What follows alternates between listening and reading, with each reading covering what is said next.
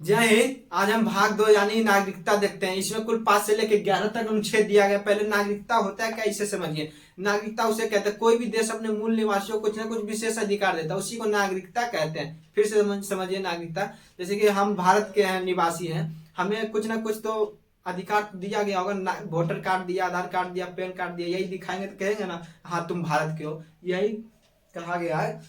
कोई भी देश अपने मूल निवासियों को कुछ न कुछ विशेष अधिकार देता है, उसी को नागरिकता कहते हैं। इसमें कुछ अनुच्छेद दिए गए, यानी 5 से लेकर 11 तक अनुच्छेद दिया गया। नागरिकता का जिक्र इसी में है। अनुच्छेद में अनुच्छेद 5 देखिए क्या कहता है। अनुच्छेद 5 कहता है, अनुच्छेद को इंग्लिश में आर्टिकल कहता है। अनुच्छेद 5 कहता है कि संविधान के प्रारंभ में नागरिकता, यानी संविधान जिस समय बना उस समय जितने भी लोग भारत के अंदर थे उन सभी को नागरिकता दे दिया गया। अनुच्छेद 5 में कहता है। अनुच्छेद 6 में कहता है, अनुच्छेद 6 कहता है कि पाकिस्तान से जितने भी लोग भारत में आए लेकिन संविधान बनने के बाद आएंगे उनको नागरिकता नहीं दिया जाएगा। मतलब जिस समय संविधान बना उसके बाद में आएंगे तो नागरिकता नहीं देंगे, संविधान के पहले आएंगे तभी नागरिकता देंगे। यही कहता है अनुच्छेद 6 में। पाकिस्तान से जितने भी लोग भारत में आए हैं लेकिन संविधान बनने से पहले आए हैं तो उन्हीं को नागरिकता दिया जाएगा। अनुच्छेद 7 कहता है,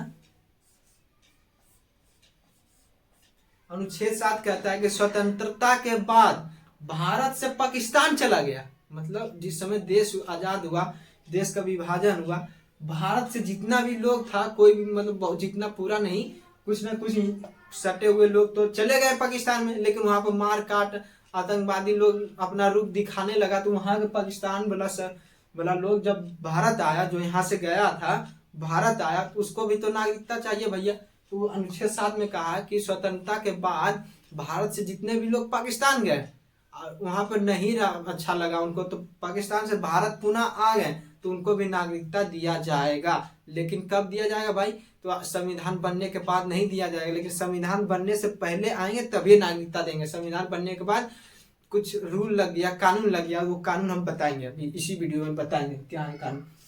अनुच्छेद मतलब 7 समझ गए। स्वतंत्रता के बाद भारत से पाकिस्तान चला गया, लेकिन वहां पर कुछ उग्रवादियों ने दिखाया, अपना रूप दिखाया, आतंकवादी मारकाट बंदूक गोली ये सब चलाना शुरू किया, तो पता चला कि पाकिस्तान कैसा। तो वहां के लोग यहाँ जब भारत आए तो उन सभी लोगों को नागरिकता दिया गया, लेकिन संविधान बनने के पहले आए तब यह नागरिकता दिया गया। संविधान बनने के बाद आया तो उसके लिए कुछ कानून था, वो कानून हम बता देंगे। अनुच्छेद 8, आर्टिकल 8 कहता है कि आप विदेश में घूर रहे हैं, नौकरी कर रहे हैं, पढ़ रहे हैं, यदि वहां पे शादी कर लिए, कौन किसी से कुछ भी कर लिए, आप ट्रक चला रहे हैं या खलासी हैं, कुछ कर रहे हैं, तब आपका नागरिकता बना रहेगा ना, आपका नागरिकता समाप्त नहीं होगा। यही कहता है अनुच्छेद 8 में। आप विदेशी भ्रमण कीजिए, घूरिए, नौकरी कीजिए, आपका नागरिकता बना हुआ रहेगा। अनुच्छेद 9 कहता है विदेश में घूर रहे हैं, नौकरी कर रहे हैं, पढ़ रहे हैं, कुछ भी कर रहे हैं, ट्रक चला रहे हैं या खलासी हैं, कुछ भी कर रहे हैं, आपका नागरिकता बना रहेगा। लेकिन आप जैसे ये नागरिकता दूसरे देश के ले लीजिएगा तो आपका भारत का नागरिकता भैया खत्म हो जाएगा। समझे ना बात को, मतलब सटला तो गईला। जैसे विदेश में आप गए हैं, वहां विदेश का नागरिकता ले लिए तो भारत का नागरिकता आपका समाप्त हो जाएगा।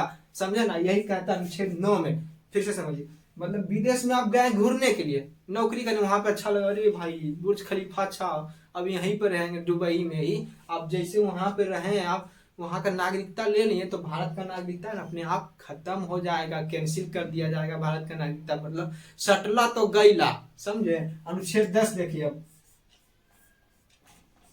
अनुच्छेद 10 कहता है कि आपका नागरिकता बना रहेगा।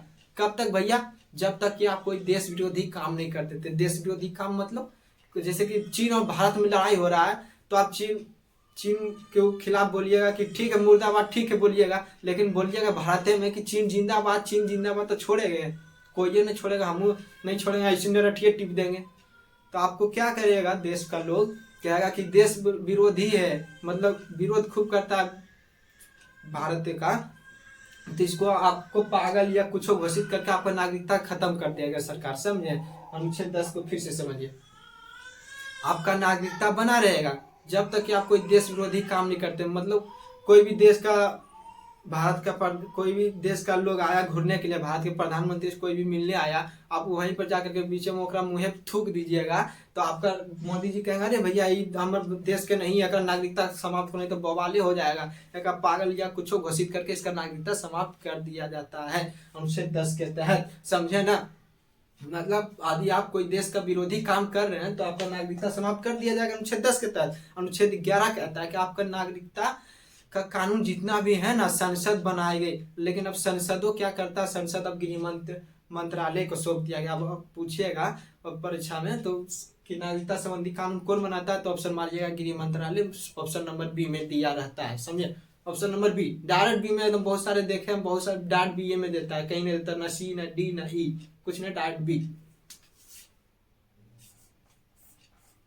अनुच्छेद 11 समझ गए होंगे आई होप। हमें आशा है कि आप 5 से लेकर 11 तक अनुच्छेद को पूरा अच्छा तरीका आसान भाषा में समझे हैं। आगे इसके कानून को हम पढ़ा। देखिए नागरिकता को ब्रिटेन से लिया गया है। भारत की नागरिकता एकहरी नागरिकता, मतलब समझिए हम केवल भारत के ही नागरिक हैं, हम राज्य के निवासी हैं। यदि कोई भी व्यक्ति कहेगा कि हम भारत के निवासी हैं तो वो निवासी नहीं है, वो भारत का नागरिक है और राज्य का वो निवासी है। जैसे हम कहें कि बिहार के हम नागरिक हैं तो हम बिहार के नागरिक है नहीं, बिहार के हम निवासी हैं। यूपी के हैं तो निवासी हैं, झारखंड के हैं तो निवासी हैं, किसी भी राज्य के हैं तो निवासी हैं। हम नागरिक हैं तो देश के नागरिक हैं।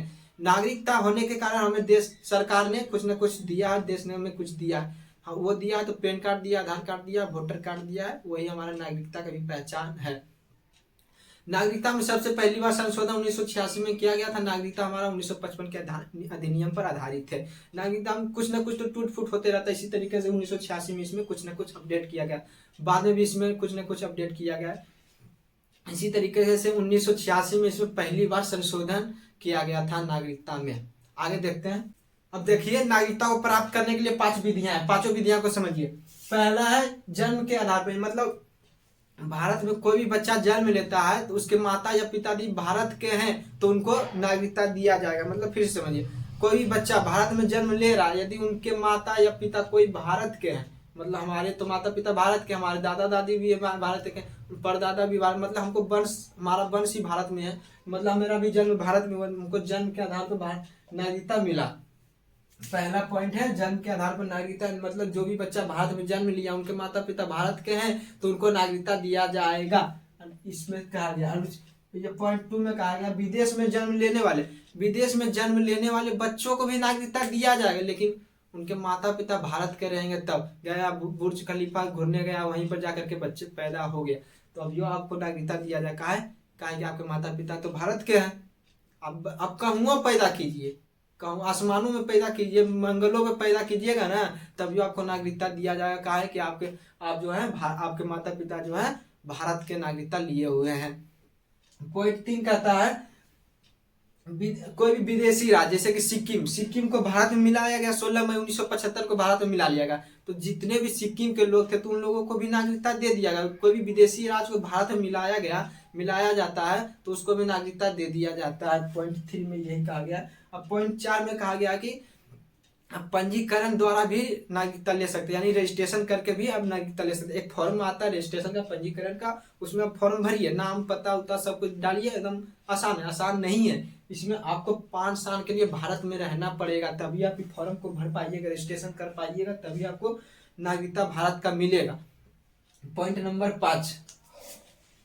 5 देखिए, देशीकरण मतलब आप कोई दूसरे देश के, आपको कला आता है, बढ़िया आता है, कोई भी अच्छा, मतलब 22 भाषा है, 22 भाषा में आपको कोई एक भाषा आता है, जैसे कि कश्मीरी, सिंधी, पंजाबी, हिंदी, बंगाली, असमी, उड़िया, गुजराती, मराठी, कन्नड़, तेलुगु, तमिल, मलयालम, उर्दू, संस्कृत, नेपाली, कोंकणी, मणिपुरी, बोडो, डोगरी, मैथिली, संथाली, इन भाषाओं में से यदि आपको कोई एक भाषा आता है तो आपको भारत का नागरिकता दिया जाएगा। और साथ ही यदि आपको कला, मतलब कोई भी चित्र, मतलब बढ़िया पेंटर है आप है तो आपको दिया जाएगा नागरिकता। आप वैज्ञानिक है तब भी आपको नागरिकता दिया जाएगा, लेकिन उसमें भी शर्त रखा गया, भैया हम तो नेपाली जानते हैं, कोंकणी भी जानते हैं, मैथिली भी जानते हैं, बोडो कोनो एक भाषा जानते हैं, तो हमरा नागरिकता दे दोगे? नहीं, उसके लिए 11 साल के लिए सीमा तय किया गया। आप 11 साल भारत में रहिए, साथ में कोनो न कोनो एक कला भी रखिए, कोनो न कोनो एक भाषा भारत का सीखिए, तभी आपको भारत का नागरिकता दिया जाएगा। आई होप हम को लग रहा होगा कि आप पूरे इस वीडियो को एकदम अच्छा से पूरे तरीके से देखें। हमको विश्वास है कि आपको पूरा तरीके से अच्छा से समझ आया होगा।